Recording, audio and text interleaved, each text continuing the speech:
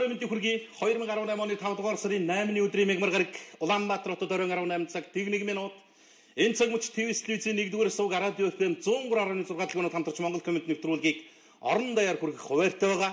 ТВС Mongolia пэйж бас яг энэ цаг мөчид дэлхийн өнцөг булан бүрт тархан суугаа Монгол түмэндээ Монгол комент нэвтрүүлгийг онлайнаар дамжуулж түгээхэд бэлэн байна гэдгийг тодотгоё. За өнөөдөр нийгмийн эдийн засаг улс төрийн хүрээлэл дүрмж байгаа гол үйл явдлыг Пүжэвтэр үзэгч та бүхнийхээ санал оролцоотойгоор ярилцъя гэсэн бодол байж байна.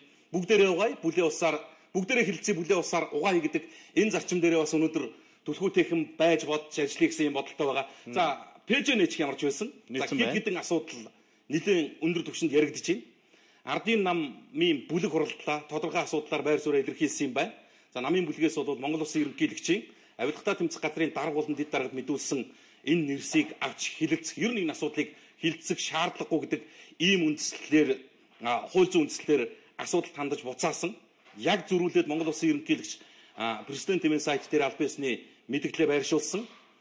Ардын намын бүлэг, олонхын бүлэг энэ асуудлыг авч хилцгээс татгалзаж байгаа нөөрөө улсын хурлын дэгийн тухай хуулийг зөрчлөө гэдэг асуудлаар нийтэд хандлаа. За өнгөрөх өдөр цензургүй яриа нэвтрүүлгээр гарсан төр нийгмийн зүтгэлтэн зориг агсны аллагатай холбоотой үйл явц өнөөдөр нэг телевизийн нэвтрүүлэг үндсэндээ нэг намын нэг байнгын хороог хаалттай хурлдахад хүрэж байгаа ийм үйл явдлаас өнөөдөр анхаарал татж байна. За энэ хэрэгтэй холбогдлолтой за одоо захиалагчийг илрүүлэх талд нь ажиллаж байгаа гэсэн прокурорын мэдээлэл бас нэлээд олонний анхаарлын төвд орсон гол сэдэв болоод явчих шиг боллоо. За өнөөдөр бас нэг асуудал нийтэд ил болж гарч ирж нэлээд сенсац дэгдэгээд байгаа нь юу гэхээр хууль зүйн дотоод хэргийн сайд нямд оржийг энэ намраас өмнө огцруулах төлөвлөгөө боловсруулсан гэдэг асуудлаар тодорхой байр суурь илэрхийлсэн асуудал дээр Монгол Улсын засгийн газар нэлийн хөдөлгөөнд орж эхэллээ гэсэн ийм мэдээлэл явж эхэлж байна. Өөрөөр хэлэх юм бол энэ засгийн илүү одоо юу гэдэг шудраг голчтой гэж харагдаж байгаа хүний шүд суглах байдлаар асуудлыг цэгцлэх юм бол за ардын намч ч вэ нүү одоо юу ч вэ нүү те дараагийн засаг бол энэ 9 сар гэхэд шин чуулга эхлэхэд шин засагта байна гэсэн ийм тодорхой зорилттой байд явж байгаа энэ сценаар нь хууль зүйн сайд нямдоржийн гарт очихсон гэсэн ийм ноцтой сонирхолтой мэдээлэл бас явлаа. За ингээд ер нь олон асуудал яригдан да. За хэд хэдэн гэгээлэг гэж болохоор үйл явдлыг бас мэдээллийн тэргүүлэгч вебсайтууд нүүр утсан дээр бичиж нийтэлсэн бэлдээ. За ингээд үзэгч та бүхэнтэйгээ урайгаар хамт хэлж байгаа өнөөдрийн Монгол комент нэвтрүүлэгт яригдах сэдвүүдийг онцлоё доо. За чам нэмэлт орчлоо байна уу? За өнөөдөр Монгол улсад нөгөө хүүхдийн байгууллага үүсч хөгжсөний 93 жилийн ой болж байгаа юм билээ. За энэ хүрээнд одоо нас өдөржийн хөшөөнд цэцгэрсэн их зохиолч нас өдөрж бол энэ хүүхдийн байгууллагыг анх үүсгэн байгуулгаад бүхий олон багчууд гэдэг дууг их шигдүүлж байжээ гэсэн ийм баярын өдөр юм байна шүү дээ. Баярын өдөр юм байлаа. За хоёроо бас тэр бүхий олон багчуудыг чадах шинэн дээр нэг дуулъя та тий. За тэгье. За тэгээ дээрэс нь Монголын улаан загалмаа дэлхийн улаан загалмаа үүсэж хөгжсөн өдөр юм байна. Тэгээд энэ хүрээнд Монголын улаан загалмаа нийгэмдэг ч гэсэн хүмүүлгийн ямар үс сай энэ зохион байгуулсан зохион байгуулах гэж байгаа гэдэг талаараа бас нээлттэй өдрөлөг зохион байгуулсан гэдэг мэдээлэлүүд явж байна.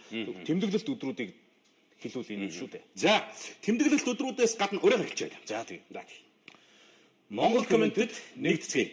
Хэд хэдэн асуудал ерөнхийдөө өнөөдөр олонний анхаарлын төвд орж яригдсан өнгөрөх өдөр битээр Монгол коммент нэвтрүүлгээр хэлж байсанчлан 50 орчим мянган ажилтаа албаа хаагчдыг төлөөлж байгаа Монгол Улсын эрүүл мэндийн салбар тэр дундаа эмч совилогчд маань төв талбайд гарлаа.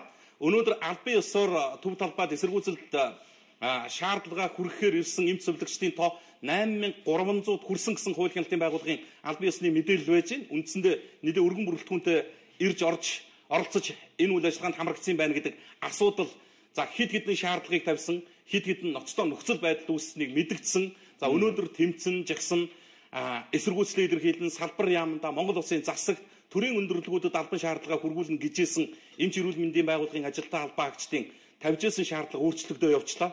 Одоо эхний ээлжинд бол эсэргүүцлийн чагсаал цуглаанаар шаардлага хүргэнэ гэжсэн бол одоо энэ удаад ажил хаях тухайн асуудал болоод хувраад явж чинь энэ дээр бас аль аль талдаа уян хатан байж нэг талдаа бас хичнээн хүнд хэцүү нөхцөл байдал үүссэн байгаа ч гэсэн эмч эмнэлгийн ажилтнууд совилогчд минь та наргүйгээр бол үнэхээр бүтэхгүй шүү дээ.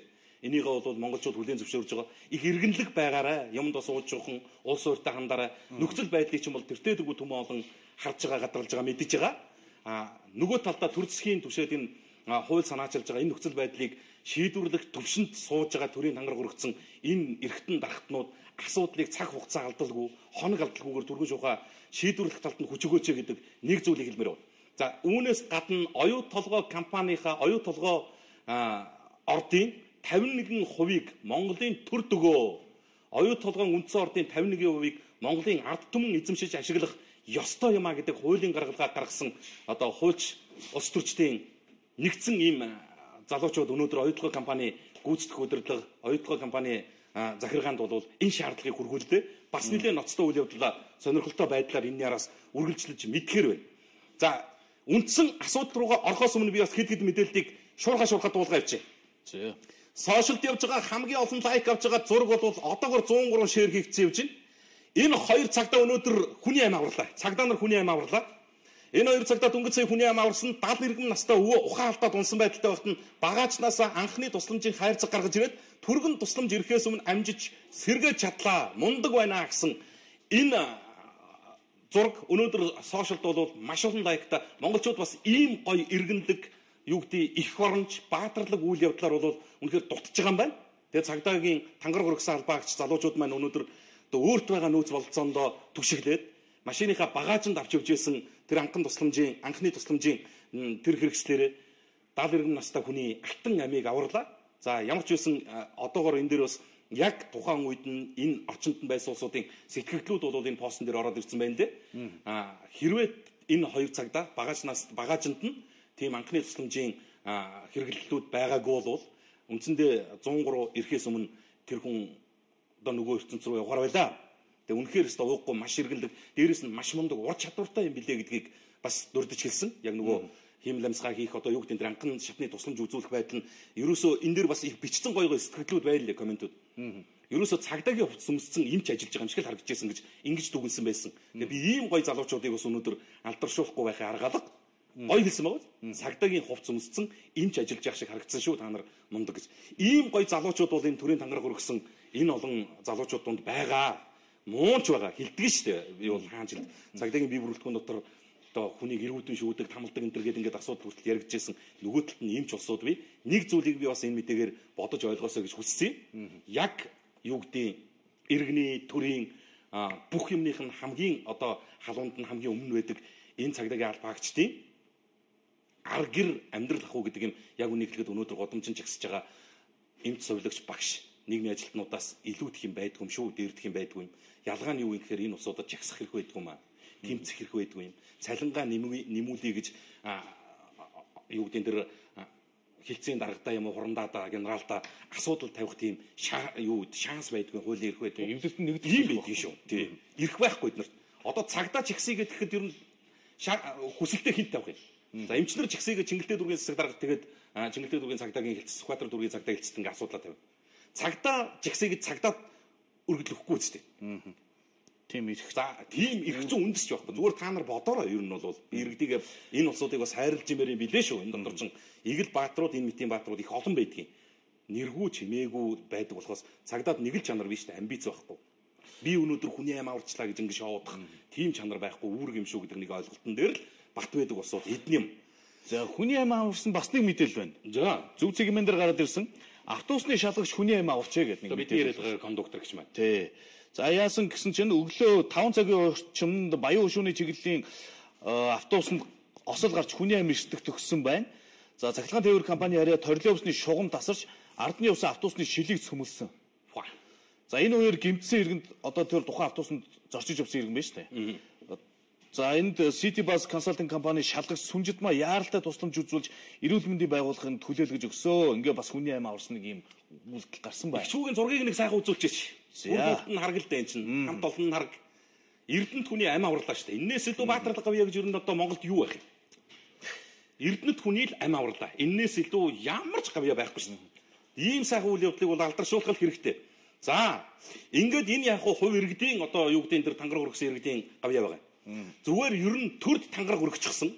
Төр төмний төлөө зүтгэж байгаа байгууллагууд маань гал руу улаан гараараа ус руу нүцгэн биерээ бүх цаг зуудын хүнд нөхцөл хэцүү нөхцөл байдалд ингээд ёстой өгсөн үүрэг даалгаврыг цаг минут тоцроохгүй биелүүлэх гэж зүтгэж байгаа энэ төрлийн тусгай чигүүргийн байгууллагууд чи яаж ажилддаг юм бэ гэдэг тайланд би бас сонсоосоо гэж хүссэн юм. Go цэгмээ сайт дээр байж байна. 152 удаагийн дуудлагаар онцгой байдлын аврах тусгай анги одоо гал командын ажилтнууд маань гэсэн үг. Их товч. 102 иргэний амь насыг авчаад байна. За энэ дээр бол эд материалын маш олон тэрбум төгрөгийн хохирол хэрэгж байгаа. За энэ бол би энэ удаад нь хайчих. Галт түмрийн улмаас амь насаа алдах байсан 102 иргэний амь насыг энэ нэргүй бааtruуд маань аварлаа. Битээр дандаа хэлж байгаа юм. Ийм үйл ажиллагааг, ийм үйл явдлыг үргэлжил ингээд дуулгаад байгаа юм. За мэдээж хэргийн төр түмэндээ энэ нэвтрүүлгийг үзэж байгаа түмэн олондоо сайн сайхныг нь харуулах гэж зорилгүй яах вэ? Гэхдээ нөгөө талдаа энэ шийдвэр гаргаж байгаа төрийн тамга барьсан улсуудаа анхаарах ёстой улсууд анхаараач дээ. Ач холбогдол өгөх ёстой тэр салбарт ач холбогдол өгөлдөө. Чи цөөхөн хідэн салбар байж штэ. Улс орчин тогтноход үндсэн хэдхэн чигүүргийн салбар байж штэ. Боловсролын салбар, эрүүл мэндийн салбар, энэ цагдаа хууль хяналтын байгууллагын ажилтны албаагчдын ч асуудал, энэ нийтийн тээврийн салбар. Тэгээ энэ тал руугаа ач холбогдол өгөхгүй, анхаарал хандуулахгүй байгахаар чинь одоо энэ залуучууд үнэхээр станд өргөсөн тангарахтаа үнж байх ганцхан зорилгын дор ажиллаж байгаа. Гэхдээ 10 жил ингэж ажиллаад 20 жил ингэж ажиллаад энэ хүний урам угарахгүй юу? Төр нь үнэлдэггүй. Төмөө олон нь ойлгодоггүй. Зовлонгийн гадралдаггүй. Цалингийн нэмдэггүй. Нийгмийн асуудлыг шийддэггүй. Ингээд 5 жил яг залуу насныхаа агаар явчих. 10 жил явчих.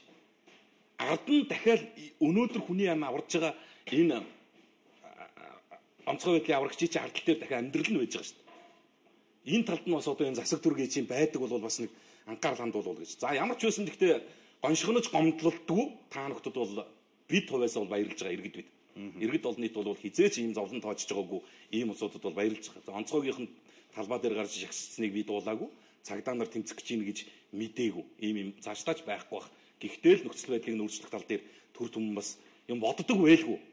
За олон улсын циркчдийн тэмцээнээс Монголын уран нуграачид хүрэл цомтой ирж байгаа мэдээллийг Times Гоё Монгол Марзэлд болсон олон улсын циркчдийн тэмцээнд Монгол улсаа төлөөлөн оролцсон уран нуграач дөрвөн бүсгүй хүрэл цомыг хүртлээ.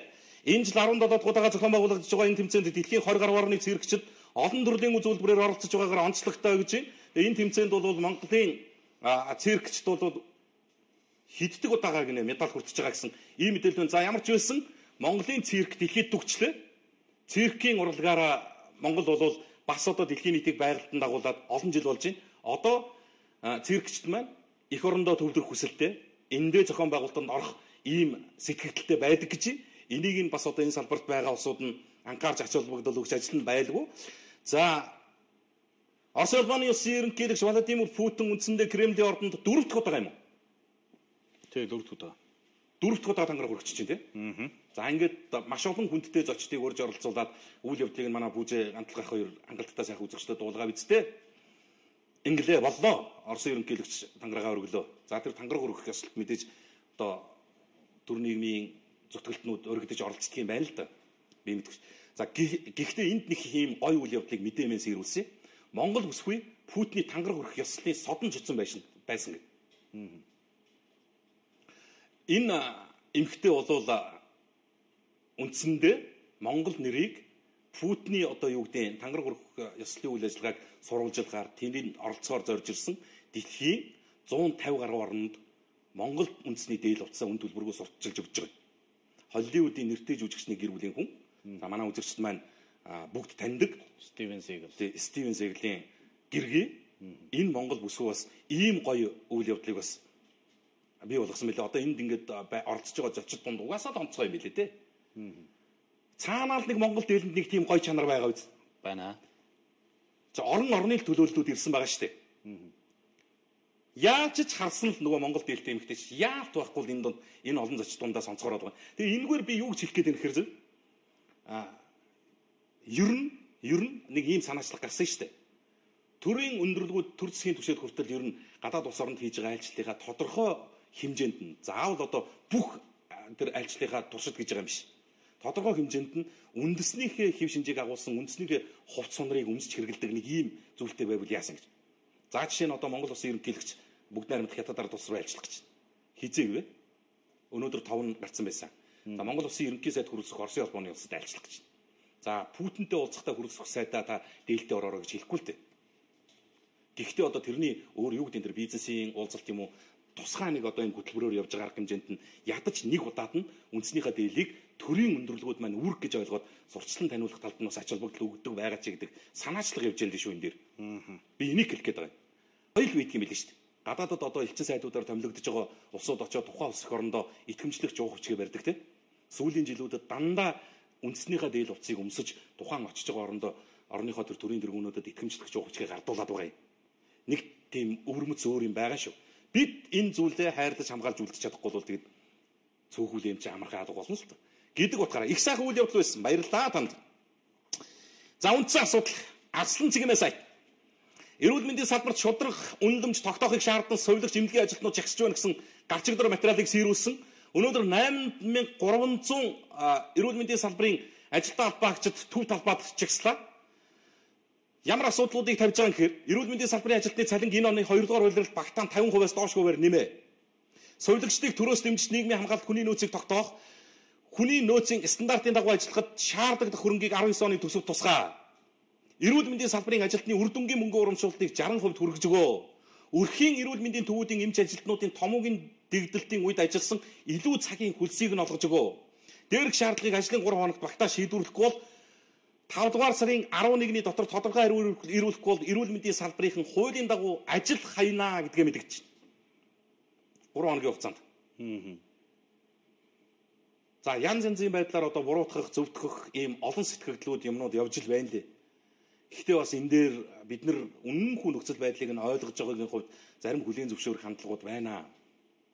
Хоногт 70-аас 80 хүнд үйлчилж байгаа совилогч, хоногт 70-аас 80 хүнд үйлчилж байгаа совилогч 250-аас 350 мянган төгрөгийн цалинтай байхыг бид нар болж гинэ гэж хэлээд хэдэн жил явлаа штэ. Амьдрал чинь болохгүй болчиход байна штэ одоо. Монголын төр гэж өөрөө ийм дампуу болчихсон, энэ салбар өөрөө ингэж унчихсан. Тэгээд эмчнэрээсээ эмнэлэг эрүүл мэндийн байгууллагын ажилтнуудаас хариуцлага нэхнэ гэдэг чинь өөр утгагүй юм шүү дээ. 250 мянган төгрөгийн цалин болно гэж хэлээд энэ совилогчдыг хэдэн жил явууллаа шүү дээ. $100 өгчөөд дэлхий өөр болчиход байна шүү дээ. Улс орнууд өөр бодлогоор явдаг болчихлоо шүү дээ. Голчилж авч үзэх ёстой, үргэлж ач холбогдол өгж явах ёстой, байнгын анхаарал хандуулж явах ёстой. Хоёрхан салбар байд юм байна. Энд чинь нэг нь эрүүл мэнд, нөгөөх нь боловсрол юм байна гэд дэлхий хүлээн зөвшөөрж шүү дээ. Манай хамгийн гол хоёр салбараа гудамжинд өсгөлөө гаргачихсан юм. Сарын $100 цалин өгчөөд өдөр болгон 70-аас 80 хүн совлын шүүжээ гэдэг ийм үүрэг өгдөг төр дэлхийд өөр байхгүй. Наа $100 чинь цалин одоо яг үнэхээр Солонгос гайгүй Британтай гайгүй өдрийн хөлстэй ажил бол баг нэг өдөр хийхэд олж шүү дээ. Зөв хар ажил хийдэг хүн. Мэдээж зовж олж байгаа хэцүү. Тэгээ ийм үнэлэмжтэйгээр бол энэ салбраас нэг л зүйлийг хэлж байгаа. Хариуцлага нэхнэ гэдэг нь өөр утгагүй юм аа. Эмч совилогчтой холбоотой асуудлуудыг ярьдаг. Эрүүл мэндийн салбартаа энэ байгууллагт ажиллаж байгаа ажилтан албаагчтай холбоотой асуудлуудыг байнга ярьдаг. Энэ улсууд алдаа дутагдал гаргах юм бол хуулийн хатуужин хариуцлагыг тооцдог. Яг хариуцлага хүлээлгэж байгаа шиг нь, үүрэг хүлээлгэж байгаа шиг нь эрхийг нь тэр хэмжээнд нэвтрүүлвэл яадаг юм бэ гэдэг л санал явж байгаа шүү энэ. За өнөөдөр харин энэ эсэргүүцлийн жагсаалт маш эрүүл, эмгцэгцтэй, тодорхой, тоочны боллоо. Яагаад гэхээр би өнгөрөх өдөр хэлжсэн эндээс улс төрчид хол байсны буян байхгүй юу? Аливаа нэг нийгэм рүү чиглэсэн үйл ажиллагаанд улс төрчид за нэг 2-3 гишүүн ороод иргэдгээс амарчиж байгаа. Одоо улсын баяр төгч чинь энэ үндэсний бүхий холбоо үндэснийхээ 93 наадмын гол хоёр зүйлийг хардаа. Бүгчүүд маань одоо түрүүчээсээ наадмынхаа галд гарах болчихлоо. Зарим нь ч одоо зарим аймагуд бол галдаа гарчиж байгаа. Гэтэл энэ зэгцрээ ингээд байж идэг. Саяхан одоо 21 аймагаас уяачид Улаанбаатар хотод төвлөрч цуглуулж ууллаа. Бас л инглээ тэглээ ирлээ зөрлөө ийм очир занцантай тэгсэн гэдэг ийм хэрүүлээ хийж гад л явлаа. Наадан болох гэж. Шалтгаан нь юу гэхээр зэрэг энэ салбарууд руу энэ нөхдүүд рүү чинь улс төрчид ороод их хурлын гишүүд ороод интгэхээр л ингээд утгыг алдуулчих юм байна гэдэг хандлага харагдлаа шүү дээ. Асуудал байвал тэр улсууд өөрсдөө л яриа. Уяачтай холбоотой асуудал байвал одоо хинч үдий боловчлон гишүүнээ ч юм уу хинч үе тэр асуудал ярьж байгаа гişүүд бити оролт. Тэр уяачтай өөрсдөө л тэр зовлонгоо мэдж байгаа шүү дээ. Би ч мэдхгүй. Бүгчүүдийн проблем байвал одоо хинч гишүүн дээр гишүүд маань нисч очиход хэрэггүй л. Яг одоо барилдаж байгаа бүгчүүдээс илүү тэр зовлон тэр гишүүн битээр ойлгохгүй шүү дээ. Одоо би бүр тэгээд бодоод байгаа. Ийм жишгээр явах юм бол одоо нэг сур шагааруудыг 2-2 гишүүн орчиход тэгээд үндсэндээ бид нар үзэх наадамгүй болох юм шиг. Сурлууныг 2 гишүүн орчвол тэгээд самарчих юм шиг. За тэр яах вэ? За ингэнэ. Дараа нь яасан гэхээр зэрэг оюутлогоо компани удирдлагуудад шаардлага хүргүүлж байгаа мэдээллийг нүүс онцолдгийг. Улсын аврах ард түмний үндэсний хөтөлбөрийн төрийн бас байгууллага тэргүүтээ 35 гаруй иргэний нийгмийн байгууллагууд оюутлогоо компани гүйцэтгэх захирал Армандо Торрес өнөөдөр 2015 оны 18 оны 5 дугаар сарын 8-ны өдөр оюутлогоо компани 51%-ийг Монголын талд өгөх шаардах бичгийг хүргүүлж байна. Энэ шаардах бичгийг оюутлогоо компани орон нутгийн харилцаа хариуцсан ерөнхий менежер байгальмаа хүлээж авсан. Тэд Монгол улс Монголын ард түмэнд ямар ч өрөө өгөөжгүй байгаа тул цаашдаа далд уурхайг ашиглах гэрээ хэлцэр хийхгүй байхыг анхааруулж 2018 оны 3 дугаар сарын 23-ны өдрийн Улсын хурлын даргын захирамжаар томилсон оюутлогын үйл ажиллагаанд хямд шалгалт хийж гэрээг дүгнэх ажлын хэсэгт нөлөөлж байгаа хууль бус үйлдэлээ нэн яралтаа таслан зогсоох Монгол улсын хууль тогтоомжийн дагуу үйл ажиллагаа явуулахыг шаардаж байна. Мөн энэхүү гэрээг цуцлах эсвэл өөрчлөлт хийх 51%-ийг Монголын ард иргэд эзэмших заалтыг тусгаж гэрээг шинжилэн бусад холбогдох заалтуудыг ил тод болгож дэлгэн тавихыг шаардаж байна гэсэн ийм мэдээлэл гарч ирнэ. За манай энэ өдөр мэдээллийн хөтөлбөрөөр бас асуудал дэлгэрэнгүй орно. За ноцтой гэж хэлж болохоор 2-3 асуудал яригч байна. За ер нь бол оюутлогын 51%-ийг энэ төр түмэн эзэмших ёстой маа үндсэн баялагын эзэд гэдэг агуулга бол явж байгаа юм. Ямар ноцтой асуудал ярьж байгаа гэсэн чинь нөгөө Дамбочир гэдэг хүн энэ ажлын эсгийн ахлагчаасаа татгалзсан шүү дээ. Тэр санал чинь хүртэл одоо энэтэй холбогдоод ирж байна. Өөрөөр хэлэх юм бол 3 сард их хурлын даргын захирамжаар томилогдсон ажлын хэсэгт оюутлогоо компани талаас буюу Риотон Тинтогийн талаас нөлөөлөд байна гэдэг ийм асуудлыг тавилаа шүү дээ. За би сэтгүүлч хүнийхээ хувьд хардах эрхийнхээ хүрээнд асуудал ярьж байгаа. Энэ усууд бол баримттай гаргаж ирээд танилцуулсан шүү. Ингээ хэлсэн шүү. Өөрөөр хэлэх юм бол ажлын хэсэгт томилогдсон багтсан тэр гишүүдийг энэ оюутлогоо өөрийнхөө талд шийдвэр гаргуулахаар өөрийнхөө хууль бус үйлдэлүүдийг нууц халахвчлуулахаар лоббид чинь гэдэг зүйлийг хэллээ шүү. Одоо шударга. За энэ ямар асуудал байна гэдгийг зүгээр яг ажлын хэсгийн ахтагч нь өөрчлөгдөөд үр дүн гарах уугүй юу гэдгийг мэдэхгүй юм. Ер нь яах вэ гэдэг нь хүссэн хүсээгүй тодорхой хугацааны дараа энэ их хурлын ажлын хэсгийн дүгнэлтээр л гараад ирнэ.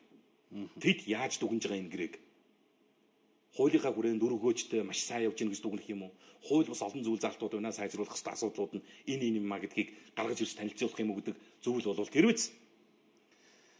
За нэг иймэрхүү хүрээний асуудлууд ерөнхийдөө өнөөдрийн гол сэдэв байв хөө. За. Хаул дүргийн 14 дугаар орны засаг дарга халамжийн ажилтнууд ажиллаа хиймээр юм аа. Асуухаар л дүүргийн халамж яв гэх юм аа гэсэн байна.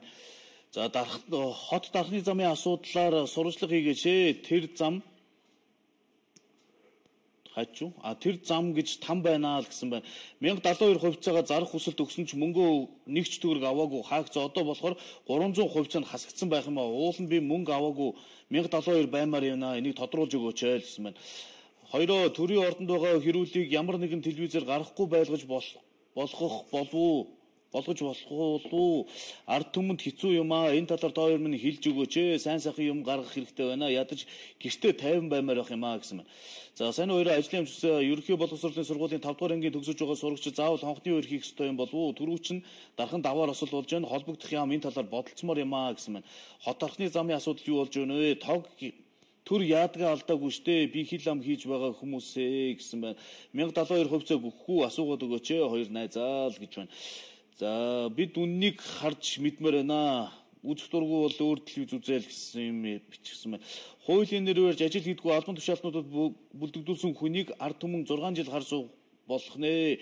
Их хурлын бүлэглэлийг хамгаалж үлдэхийн тулд Монгол ардын намын гишүүд хуулийн цорхойг ашиглаж байна гэж харагдаж байна гэсэн байна.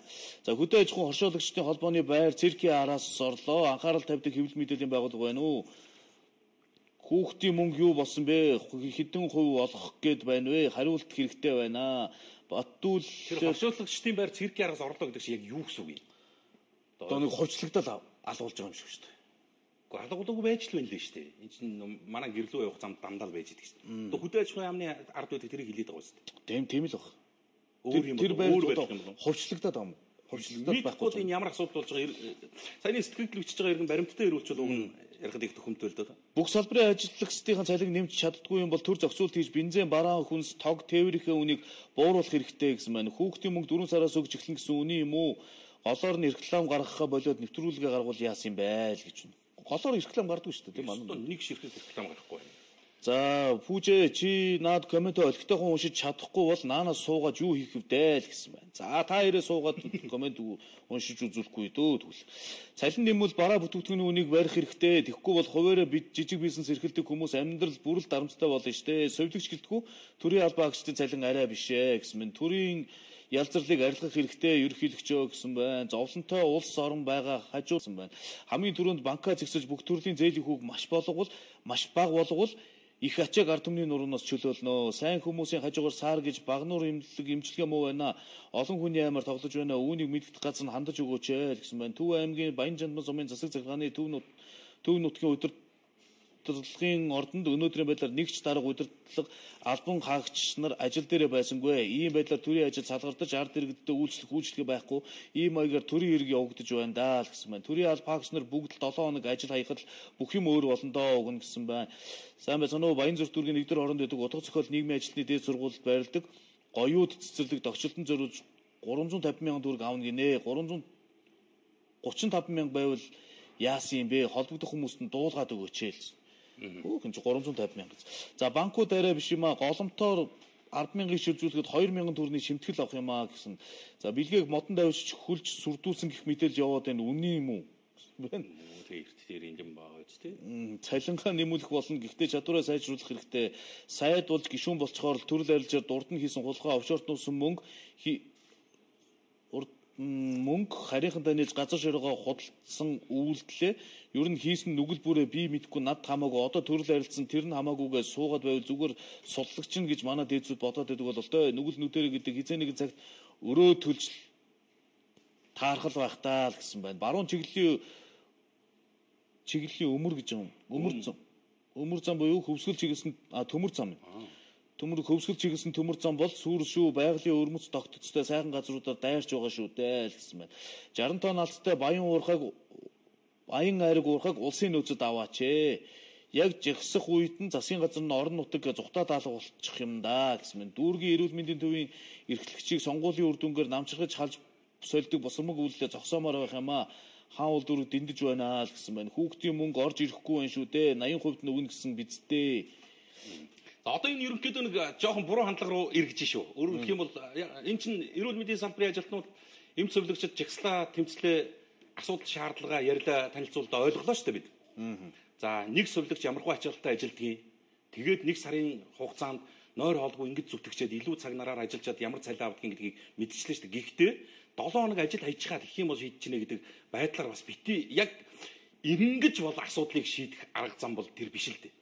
Та нар бодтоо 8300 совлогч өнөөдөр эмч совлогч өнөөдөр төв талбайд ирлээ. 8300 эмч совлогч ажиллаа 7 хоног хаяхад хэдэн хүн өгөх вэ? За одоо зүгээр шууд. 8300 совлогч 7 хоног ажил хайчих. Хэдэн хүний амь насаар тэр цалин нэмэгдэх юм бэ? Зүгээр юу гэж хэлэх гээд байна? Тийм байдалд хүрэхгүйгээр төртөө юм бол салбартай юм бол бодлого тодорхойлдог усуудтай юм бол тийм байдалд хүрэхгүйгээр шийдвэрлэх талд нь нөлөөлөх гэж ингэж эвсч нэгдэж байгаа байх гэж би харж байна. Түүнээс биш цалин нэмэх нэмэхгүй бол энэ иргэдийг ч үхүүлээд гэдэг ийм бойкот хийж байгаа юм шиг ийм асуудал агуулгаар бас асуудал хандаж болохгүй байна. 100% дэмжиж байгаа шүү дээ. Эмч эмнэлэг эрүүл мэндийн байгууллагын ажилтан албаагчдуудын нөхцөл байдлыг 100% дэмжиж байгаа шүү дээ. Энэ тавьж байгаа шаардлагуудыг хүлээн зөвшөөрж байгаа. Хэвлэл мэдээллийн байгууллага болгон яг надтай адилхан ийм саналтай байна. Гэхдээ энэ шийдэх гэж байгаа арга зам хэрвээ ийм байдал руу явах юм бол их буруу шүү. Энэ болохгүй шүү дээ. 8300 совлогч байхгүй нэгэд тэр 8300 совлогчоор өдөрт нэг совлогч дээр нь 60-аас 70 хүн совлуулдаг тэр өвчтнүүд жишээ нь амь насны эрсдэлд орж ивэл энэ цалин баг нэмэгдсэний үр дүн байхгүй болчихно. Ийм.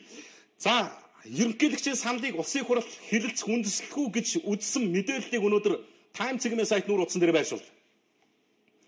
Улсын хурлын хууль зүйн байнгын орны өнөөдрийн хуралдаанаар ерөнхийлөгчөөс улсын хуралд ирүүлсэн саналыг хэлэлцсэн. Улсын хурлын гишүүн Мөнхбаатар авилгатай газрын дарга дэд даргаыг томилох Монгол улсын ерөнхийлөгчийн санал хууль зөрчсөн гэж үзэж байна. Тодорхойлбол авилгын эсрэг хуульд авилгатай газрын дарга дэд даргаыг чөлөөлөх огцруулахтай холбоотой тодорхой зохицуулт байгаа. Эдгээр албан тушаалтнууд нь гэмт хэрэг үйлдэлд нотлогдож шүүхээр тогтоогдвол албан тушаалаас огцруулах зохицуулттай. Харин авилгатай газрын дарга дэд даргаыг дараах 3 тохиолдолд дүүрэгт ажилласан чөлөөлөхөр хууль заасан гэд нэгдүгээрт нь өөрөө өгсөлт гаргавал, хоёрдугаарт нь биеийн эрүүл мэндийн байдлаас, за гуравдугаарт нь бүрийн эрхийн хугацаанд дуусвал гэсэн ийм тохиолдлууд байдаг. Авилгатай газрын өнөөдрийн дарга дэд даргын хувьд аль нь бол тийм нөхцөл байдал ороогүй байгаа гэсэн ийм мэдээллийг энэ хууль зүйн байнгын орооны гишүүд нийтэд танилцууллаа. Өөрөөр хэлэх юм бол Монгол Улсын ерөнхийлөгч авилгатай тэмцэх газрын дарга дэд даргыг үүрэгт ажиллаас нь чөлөөлөх хүсэлт гаргаж орны хүнийг тохон томлох тухай хүсэлт оруулж ирж байгаа нь хууль зөрчсөн үйлдэл гэдэг ийм асуудлыг олонхын бүлэгт тавьчлаа. За би мэдээллийг тэнцвэртэй хүргэх гээд байгаа шүү дээ. Тэгээд ерөнхийлөгчийн албан ёсны цахим хуудасаар нь орсон. Монгол Улсын ерөнхийлөгч Халтмаагийн Батулга гэдэг.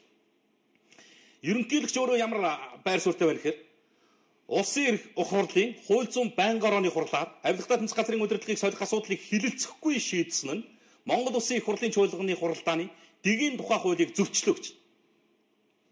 Улсын хурлын чуулганы хуралдааны дэгийн тухай хууль дээр болохоор бас заасан байт юм. Авилгатай тэмцэх газрын удирдлагыг солих ерөнхийлөгчийн саналыг Монгол Улсын хурлын чуулганы хуралдааны дэгийн тухай хуулийн 45-1 болоод 45-2 заасны дагуу хилэлцэж ерөнхийлөгчийн саналыг дэмжих эсвэл дэмжихгүй шийдвэрийн аль нэгийг гаргах ёстой. Гэвч тус байнгын ороо уг хуулийг зөрчин хилэлцэхгүй хэмээн шийдсэн байна. За ерөнхийлөгчийн зүгээс өгж байгаа тайлбар нь болохоор зэрэг миний оруулж ирж байгаа хүнийг дэмжиж болно, дэмжихгүй байж болно. Авилгатай тэмцэх газрын даргаыг томилж болно, томилохгүй байж болно. Гэхдээ хилэлцэх ёстой. Хилэлцэхгүйгээр шууд алгасж байгаа нь бол их хурлын дэгийн тухай хуулийг зөрчилчлөө гэдэг ийм байр суурь тайлбарыг тавилаа. За гэтэл одоо ямар асуудал үүсэж ир гэсэн чинь ер нь бол авилгатай тэмцэх газрын дарга дэд даргыг авж унжээж салхал ийм л нөхцөл байдал бүрдчихлээ л. Одоо авилгатай тэмцэх газрын даргаыг чөлөөлөх тухай асуудал ярьж исэн бол чөлөөлөх нь өөрөө хуулийн ийм үндслүүдээр ингээд болдгоо маа. Бүрийн эрхийн хугацаанд дуусаагүй юм байна гэдэг ийм тайлбаруудыг гаргаад ирэхээр зэрэг чөлөөлж болохгүй байгаа юм бол огцруулъя гэдэг асуудал яваад байна. Хуулийн дагуу бүрийн эрхийн хугацаа гэдгээр нь юм уу ингээд яриад ингээд шийдчихээ гэхээр зэрэг тэр нь хууль зөрчих гээд байгаа юм шиг байна. Одоо надад ойлгож байгаа. Тэгвэл одоо чөлөөлөх биш, чөлөөлөхөө өөрчлөөд огцруулах болгоч. Ингээд дараагийн одоо дарилтыг эхлэх ийм нөхцөл байдалтай болж байна. За би бол үзэгчдэд хэлээд байгаа шүү дээ. Тэр улсуудын сайн ажиллаж байгаа муу ажиллаж байгаа тухай дүгнэлтийг бид өгөхгүй, мэдгчгүй. Монгол улс одоо юу гэдэг авилгын үзүүлэлт дээр ямар байгаа авилга хийх бол энэ төрийн өндөр албан тушаалтнуудын донд хэр зэрэг байгаа гэдгийг хүн хэлүүлдэггүй мэдж байгаа учраас тэн дээр олон юм яриад өгөхгүй л. Гол асуудал нь энэ юм байна ерөөсөө. За одоо үзэгчдэд бол энэ мэдээлэл их тодорхой болчихж байгаа байх. За нийслэлийн Монгол Ардын намын баг хурал нийслэлийн нам даргаа сонгох гэж байгаа. Ирэх 6 дугаар сарын 7-нд хуралдахаар албан ёсоор 5 гарч байна. За энэ мэдээллийг 24 цагийн сайт нийтдээ ирүүллээ. Нийслэлийн Монгол Ардын намын хорооны тэргүүлэгчид өнөөдөр хуралдсан. Баг хурлын товоо тогтсон.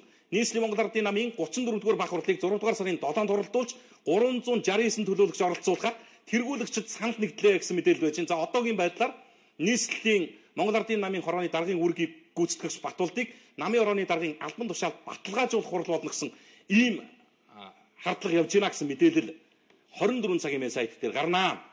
За мөн үүний дараагаар бас нэг ноцтой асуудал яригдж байгаа нь хууль зүйн сайд нямд орчтой холбоотой. Нямд орчийг энэ оны намраас өмнө огцруулах төлөвлөгөө боловсруулжээ гэсэн гарчигтэр шуурхай материал нийтлэхий. Ямар үндслээр гэхээр хууль зүйн дотоод хэргийн сайд нямд орч сэтгүүлчдэд хандаад одоо байна штэ. Намайг замаасаа зайлуулаад зоригийн хэргийн талаар амийг нь хаах, Эрдэнтийн 49% луврын талаар амийг нь хаах ийм л улс төрийн операц явагдаж байгаа. Өөр юу ч байхгүй. Замдаа тэгэлсэн хүн болгоныг эднэр ингэж нухчин дарддгийг оролдоно. За элбэг доржийн багийг би бүхэлд нь хэлж байна. Хурцыг оруулаад гэж хэлсэн. За үүнээс хойш авилгатай тэмцэх газраас Just Group ерөнхийлөгч асан Батгүйгээр өвчлсөн Дулааны 4-р сэтгцийн станцад ажилладаг анх хоёрын гэрт нэгжлэг хийсэн, Алтчингийн ерөнхий захирал Алтан гэрчээр тооцсон, шалгасан анх хоёр Алтан нар улсын хурлын гишүүн хууль зүйн дотоод хэргийн сайд нямд орчтой ямар нэг хэлбэрээр холбоотой хүмүүс.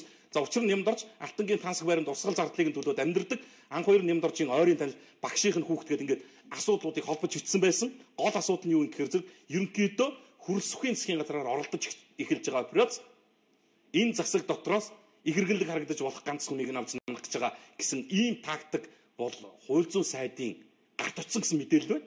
Энэ намраас өмнө хууль зүйн сайд нямд орчийг огцруулах тухай асуудлыг тавина. Тэгээд үндсэндээ эрх намар чуулга хуралдахад засагт өгөхнөхөд шин засаг бүрдэх ийм төлөвлөгөөтэй яваа гэсэн. Тэгээд ийм сонирхолтой мэдээлэл шуурхай дээр гарч ирэх юм байна.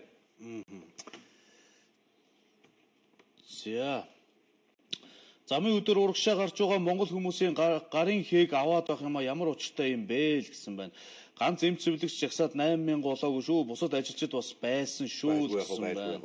Шүүгч нарын хугацаа 3 жил болгож өгөөч л гэсэн байна. Пүүжэ коммент шаал гэж байна. Газрын баялаг ихтэй ард түмэн ингэж ядуу байгаа нь арчаагүй төрийг бий болгосон сонгогчид өөрсдөө за бэлгээг ярьж байх үед цаад дэлгэсэн дээр комментуудаа бариад харуулж байгаа ч тойрыг хангалттай харж байгаа гол нь цаад дэлгэцэл тод харуул гэж техникчдээс чинь гуймаар байх юм аа л гэсэн байна.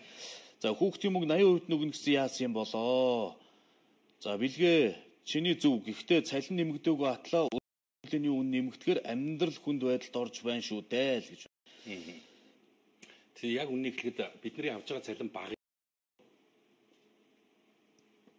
ингээл бодмоор амьдралынхан өртөгтэй харьцуулах юм бол бага энэ багхгүй 350 мянган төгрөгийн төлөө өглөө гэхээр дэлхийд бол яг нөгөө тухайн орныхоо мөнгө нэмдэг юм бол 350 мянган төгрөгийн цалин гэдэг чинь амар юм шиг байгаа шүү дээ. Одоо олон улсад одоо юу гэдэг энэ төр дэлхийн банк манад нөгөө зөвлөд байгаа гадаадын банк санхүүгийн байгууллагуудад ингээ харагдах хандлага нь 350 мянган төгрөгч өөрөө худалдаа авалтыг хэр чадамжтай мөнгө юм бэ гэдгийг бодохоор амар байгаа байхгүй.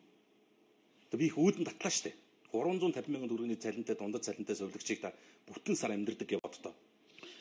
За зөвхөн кириллээр бичсэн сэтгэлийг уншаа. Монгол хэл бичиг утгаа алдлаа шүү дээ гэсэн байна. Хүүхдийн мөнгө яасан бэ? Тойрт ажлын амжилт үсэе. Коммент бичиж байгаа улсууд өөрсдөө гаргастай зөв бичээж гэж хэлье. Уншиж байгаа хоёрын буруу биш байхаа гэсэн байна. Бидлэгийн ажилтаа орсон юм байна шүү дээ. Ажлын амжилт гэсэн байна. Одоо бэлгийч ороод бараг хагас жил болж байна. Цалин нэмээ хүүхдийн мөнгө авъя гэхээс өмнө бидний мөнгийг эзэн эрхмүүдийг яаж хийх гэд анхаарлаа хандуулцгаая. Тэднээс ард түмэн идүүлсэн мөнгө эхний ээлжинд ихэн зүйтэй болов уу гэсэн байна. Юу гэж 8,000 эм чимлэгийн ажилтан ажил хаягахаар хүн өгөх юм бэ? Ард нь үргэлж хариуцлагатай гэж байдаг юм аа. Харин амбултоор ажиллахгүй байж магад амбултоор ажиллахгүй бол хүлээн авахаар иргэд очиж үзүүлж болдог юм аа. Үйл ажиллагааны доголдол гарна гэсэн үг л гэсэн байна. Эмчнэр чинь арын ажлаа бүгд зохицуулж л байгаа л да. Болохгүй найзуудаа. Яагаад нэг юм буруу юм руу тархираад байна да? 8,000 хүн ажил хайчихна гэж боддоо. За надад бол нэг л тийм болмоор л тайлбарлаж штэ. Дараа нь гарах жишээ нь хор охирлын хин хариуцлагын хин хүлээх юм бэ. За надад бол чи эдгээр ажил хийж чадахгүйгээд арга хэмжээ авахгүй шүү дээ. Бэлгийн ажил хийх нь зөв байхаа л гэсэн байна. Манай Монголын залуус Хятад Солонгос гээд улсууд руу ажил хийхээр явдаг. Тэгэхэд Монгол Чайна хүн байх ялгаа байна уу гэсэн байна. Ерөнхийлөгч маань энэ 76-аад зангарахтай байгаа ч л гэсэн байна. Хөдөө аж ахуйн хоршоолагчдын холбооны удирдах зөвлөлийн шийдвэргүйгээр 1.4 тэрбумын зээл Хятадаас авч байрыг нь зассан нэрээр хоршоолагчдын өмчийг дээрэмдгээр за сумын азар тэргүүтэл өөрч дулаарч байна. Чиний харсан байр чинь зөвхөн нүүрэн тал нь шил болсон байгаа. Үүнд 1.4 тэрбумыг зарцуулах уу? Одоо сумын азрын мэдлийн үндэсний хөрөнгө оруулалтын банк энэ байранд орсон. Орой гэртээ харихтаа хагийг нь хараарай л гэсэн байна. Зураг хөрөг юм хүмүүнийг нь одоо баримтжуулаад баталгаажуулаад яг тэдэн төгрөг орсон энэ төр гэдгийг чинь бид бас яг баримттай л хармаар л байна л да тий. За сошиалд явж ирсэн хэд хэдэн асуудал дээр өнөөдөр бас мэдээллийн цахим сайтууд цагдаа хуулийн хяналтын байгууллагын хариуцлага тооцсон асуудлыг нь эргэлж мэдээлсэн байна. АТГМ сайт ууртаа жолоочийн эрхийг нь 3 сараар хассан 50 мянган төгрөгөөр торгосон гэсэн ийм мэдээллийг тавилаа. Энэ нөгөө уцааны зорчих хэсэг дээр шүү дээ. Урсгал зөвлөдөг залуу. Эмхтэй жолоочийг очиж элдвэр дарамтлсан, занал хийсэн. Ингээд эд хөрөнгөнд нь халтсан, машиныг нь өшгөлсөн. Энэ эмхтэй айгаад хаалга онголохгүй байсан юм л. Тэг ингээ өшгөлөөд нүдээд толь молыг нь хугалж салгаад ингээд явсан. Явхдаа өөрөө урсгал сүрсэн. Тэг 3 сараар эрхээ асуулаад ийм шийтгэлийн хуудас нь энэ дээр байршсан байна лээ. Тэг би эндээ хүндэтгэлтэй, хүнлэг, инэрэнгүү жоохон соёлч юм хотын хөдөлгөөнд оролцдог баймаар байна. Ярилцлага нь хүртэл бас энэ сошиал дээр явж байна лээ. Тэг нэг ийм нэг сонин муухай хандлага байна биднэрт. Бурууга хүлээн зөвшөөрнө гэж юусоо байдаг. Бүх хуулийнх нь үндэслэл гац гаргалгаагийн тайлбарлаад цагдаа хуулийн хяналтын байгууллагын ажилтнаа өөдөөсөө харуул суулгаж хагаад яагаад та хүний төрөнгөнд талцсыг яагаад усгал сүрцэн гэхээр л юусоо тулт нөгөө эмгтэйг л буруу болгоод дайраад байгаа энэ залуу. Юусоо битээр ойлголцохгүй байсан. Тэгээд одоо та машины нүшгэл за одоо ингээ явлаа. Явахтаа яагаад урсгал сүрсэн бэ гэдгсэн чинь энэ энерги муутай эмгтэйгээс л одоо хурдхан холтыг гэж бодоод урсгал сүрсэн юм. Тийм тайлбар байж болох уу? Тэг ингээд цөмөрөө нөгөө энэ мундаг ухаантай улсууд ч нөгөө янз янзаараа дуудуулаад байгаа шүү дээ.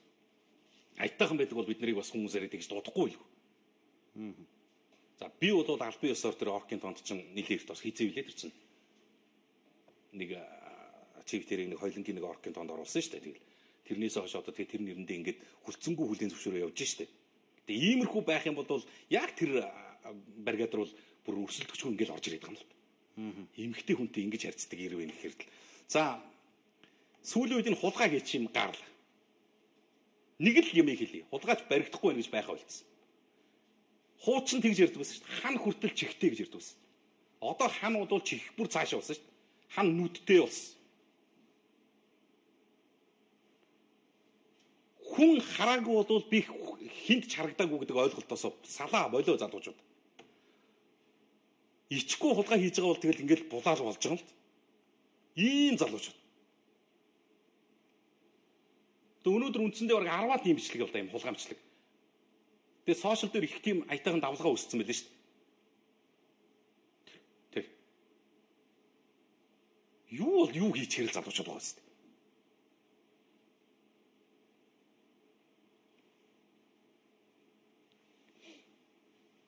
Юу болгож байна?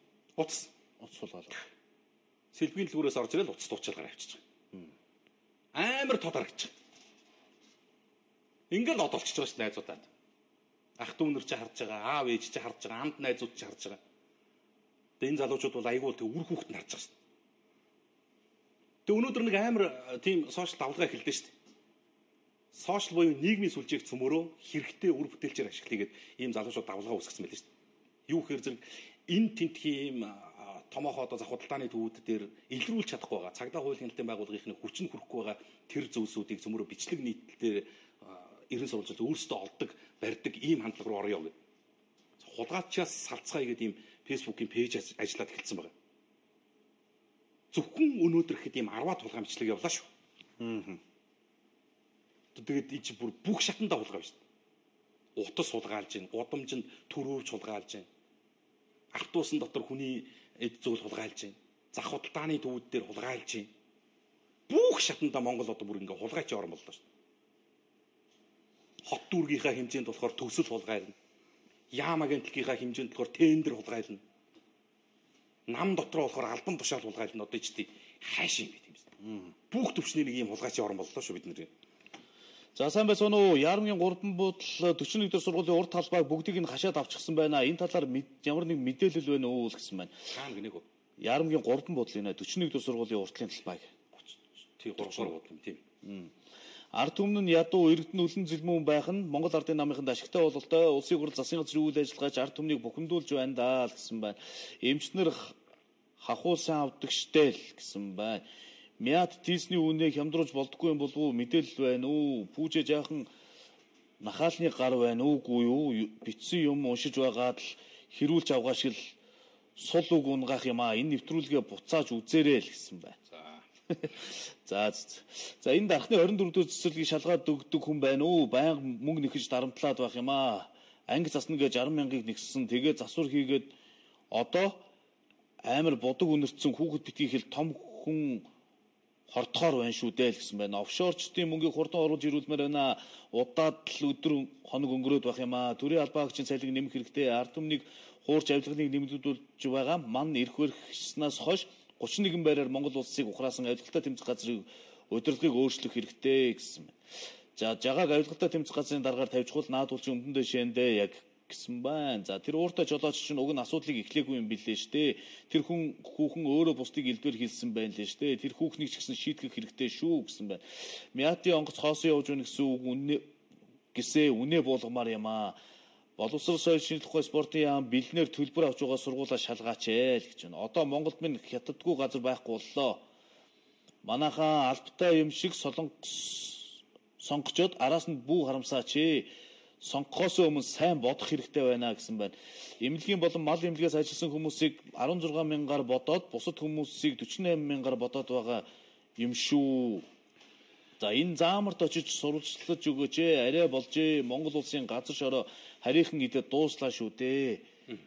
Найруулагч тохиогоо өгсөн шүү. Би бас өнөөдөр нэг тийм эмгэнэлтэй ч юм уу, инээдэмтэй ч юм уу мэдээлэл үзүүлэхчээс амтсангүй.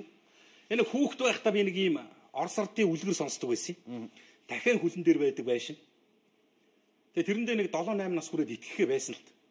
Тэгээ одоо бол манай хотод шууд 1 давхар байхгүй 2 давхраас эхэлдэг байшин байд. Энэ. Гэхдээ энийг яадаг юм бэ? Энийг ч одоо яагаад шийдчих болдгоо ерөөсөө гайхамшигт. Төр нийгмийн нэр зүтгэлтэн амьдарч байсан байр гэдэг ингэчихсэн. Тэгээ одоо шууд энэ хараа энэ байшин шууд 2 давхраас эхэлж байна. Гэхдээ бид нар энэ дэлхийн барилгын салбарт үсрэлт хийчлээ шүү найзуудаа. шууд 2 давхраас эхэлдэг байшинтай. Тэгэд ингээд яриад энэ төр болохоор дахиад нөгөө хотын даргатай очиод холбогдчихно. Яа гэсэн чи хотын даргал тэнд нэг ямар зөвлөл гэлээ? Нутгийн удирдлагын холбоо гэдэг юм. Нутгийн удирдлагын холбоо гэж дотор нь байрладаг гэж. Тэгэд хотын дарга Батуулдад тэргүүлдэг гэж. Тэр ийм асуудал байх, энийг хамгаалах ёстой бол хамгаалах тэр журам гормоор нь хамгаалаад жигжиж яв гэдэг хүн амьдарч байсан юм лээ. Ерөнхий сайдсан.